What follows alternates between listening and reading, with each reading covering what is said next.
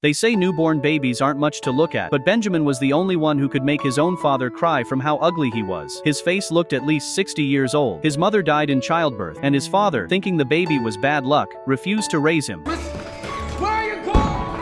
Under cover of darkness, he dumped the infant at the doorstep of a nursing home. Fortunately, a kind caretaker took him in. She didn't mind his ugly appearance or frail health. She cared for him devotedly and gave him a second chance at life. Years flew by, and Benjamin grew into a little old man. Luckily, his thinning hair and hunched frame didn't really stand out in a nursing home. The elderly residents tolerated his mischief, taught him to play piano, and shared their life stories with him. Still, Benjamin felt something was missing. He longed for the world outside and craved the company of people his own age. It seemed heaven heard his wish. First, his legs regained the ability to walk, freeing him from his wheelchair for good. Then Mary came into his life. She had bright blue eyes and chestnut hair, adorable as an angel. The two became inseparable. Again, read it again. Oh, read it again, please. Mary was the first peer who actually wanted to play with him, but sadly, their friendship was soon forced to end. Mary's grandmother humiliated him terribly. In her eyes, Benjamin was a dirty old man preying on the young. Benjamin was heartbroken. He was just a kid himself. How could anyone think he was some kind of pervert? That's when his caretaker appeared and wrapped him in a warm embrace.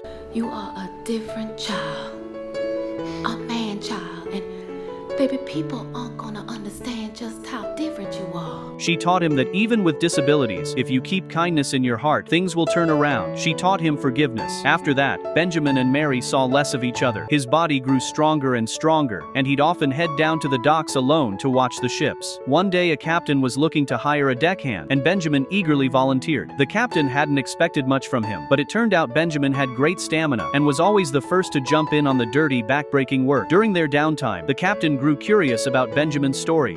When was the last time you had a woman?